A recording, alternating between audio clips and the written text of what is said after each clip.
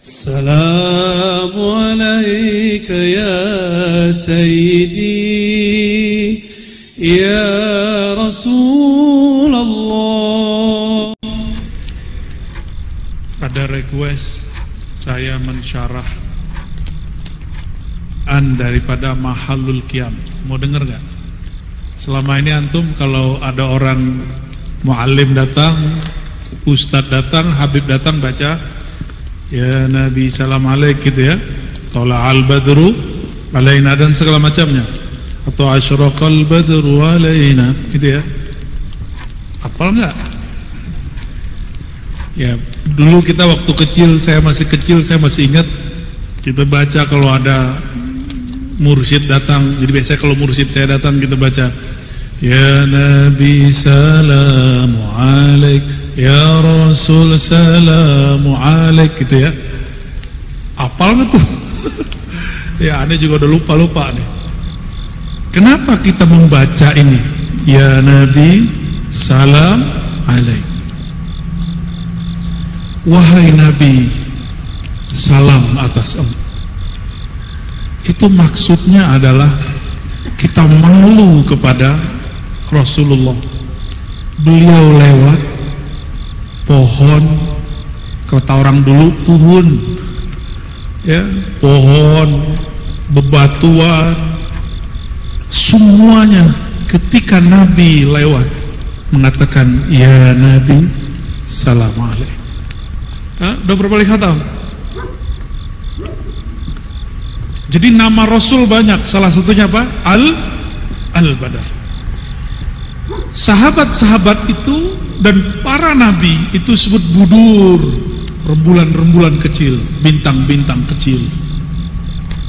Itu sebabnya ketika Rasulullah datang kita langsung loncat, karena antum pasti sudah dapat kisah banyak tentang Isra dan Mi'raj.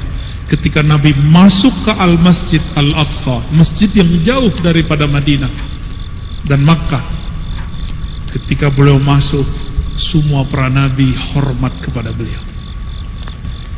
Bahkan nurnya para nabi semuanya diambil dari nurnya beliau sallallahu alaihi wasallam. Itu sebabnya secara zahir mereka dizohirkan kembali oleh Allah, dan Rasulullah jadi imam, mereka ngikut.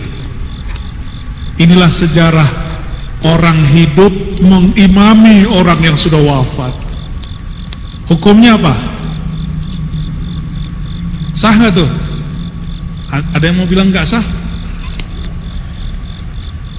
Ketika sampai di bab Al-Badar, balik lagi, asyraqal badru alaina faktafat minhul buduru misla husnika ma ra'aina qat ya wajhas sururi.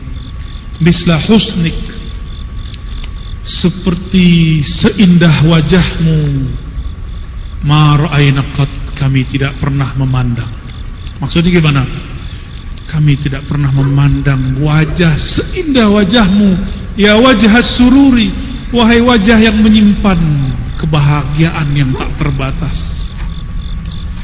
Tapi kenapa wajah Nabi tidak membuat perempuan birahi, tapi wajah Nabi Yusuf yang tidak lebih gagah dari wajah Sayyidina Nabi SAW itu membuat ibu-ibu, mak-mak, mbak-mbak, teteh-teteh, empok-empok birahi?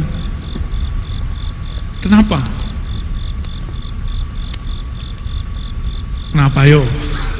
Ada nanya mantum.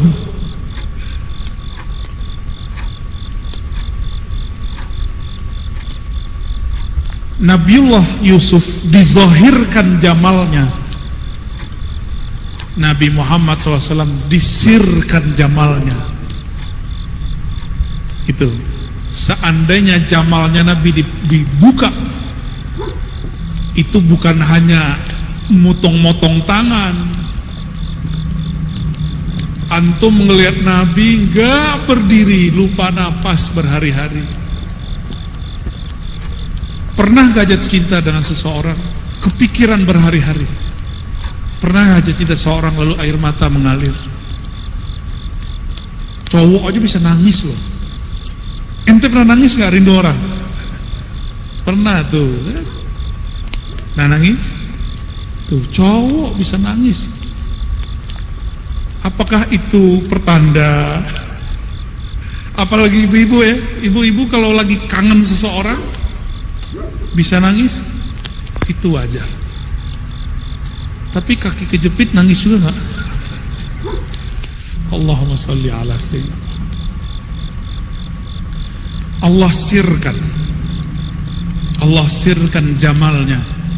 Tapi jika dibukakan oleh Allah, maka muncullah syair ya jamalu ya jamal. Imam ini diberikan sir itu, maka ketika beliau nulis ini, ditulislah misla husnika ma ra'aina. Qat, seindah wajahmu kami tidak pernah lihat wahai Rasulullah.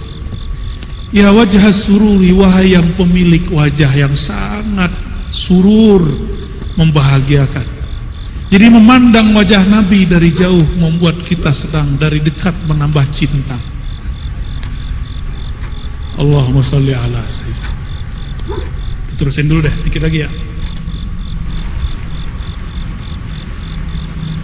Anta syamsun, anta badrun, anta nurun fawqa nur. Nur fawqa nur itu boleh diartikan cahaya, tapi bukan cahaya ini. Ya, bukan cahaya fisik. Nur fawqa nur. Nur bijinya nur. Nur asal semua nur. Kita sebut namanya Nur Muhammad sallallahu alaihi wasallam. Yang ingkar kajian Nur Muhammad pasti bukan ahlu sunnah. Karena ulama ahlu sunnah kita semuanya bahas tentang Nur Muhammad sallallahu alaihi wasallam. Sekarang ada yang ngaku ahlu sunnah tapi ingkar kepada kajian Nur Muhammad sallallahu alaihi wasallam. Anta iksirun wa ghali, anta misbahu suduri. Engkau adalah benda yang sangat mahal, permata yang sangat mahal, barang berharga yang sangat mahal. Saya mau tanya antum, kalau punya barang mahal dijaga bener atau dipajang di luar? Coba di rumahnya yang paling disimpan itu benda berharga atau benda biasa? Yang mana? Yang berharga, bener, sampai dipakai apa namanya itu? Ya, apa? Berangkas. Saking ingin menjaga itu barang. Berangkas itu besi ya, baja, sulit ditembus. Tapi nggak usah dihancurin kalau menembus berangkas, cukup masukin nomor. Nah, itu kata kuncinya. Ya, Rasulullah itu nomornya pakai sholawat. Masukin kode sholawatnya, antum wusul kepadanya, terbukalah iksir wa ghali. Ya, anta misbahus suduri. Itu permata, itu barang berkelip-kelip. Jika engkau bersolawat dengan ruhmu kepadanya, ruhnya akan menyinari ruhmu. Jika kolbumu bersolawat kepada kolbunya, kolbunya akan memantulkan cahaya ke dalam kolbu. Maka ada namanya solawat, disebut solawat ruhiyah. Allahumma salli ala ruhi sayyidina Muhammadin fil arwah, wa salli ala sayyidina Muhammadin fil ajsad, salli ala sayyidina Muhammadin fil qubur. Itu masuk dalam salah satu bagian sholawat yang diajarkan Imamun Al-Jazuli, yang tadi saya cerita di Magelang. Dan kok masih ada ya orang sholawat sebanyak itu di negeri ini, di tengah hiruk pikuknya dunia masih ada orang yang bersolawat. Maka kalau cari wali nggak usah jauh-jauh ke tanah mana, banyak di tanah Jawi. Saya pikir-pikir, apa tuh, ada petilasan Syekh Subakir di Magelang, bener gak? Ada yang pernah dengar? Coba nanti antum cari-cari tahu Syekh Subakir. Ternyata sir-sir beliau masih ada di kota Magelang. Kota Magelang itu boleh disebut kotanya para mursyid dan para kiai. Banyak mursyid. Sudut sini mursyid tarekat Qadiriyah Naqsabandiyah, sini Syazilia, ono apalagi begitu. Banyak sekali. Salah satu kota yang saya rindukan untuk mampir ke sana. Ya, nanti antum ziarahlah ke para masyaikh. Di situ ada Mbah Dalhar. Simbahnya yang saya sebut tadi itu dapat ijazah dari Mbah Dalhar. Itu udah tua sekali. Angkatannya Hadratus Syekh Hasyim Asy'ari, bahkan lebih tua barangkali. Mereka beramal dengan solawat-solawat, dan ini salah satu solawat yang diturunkan model-modelnya. Ya.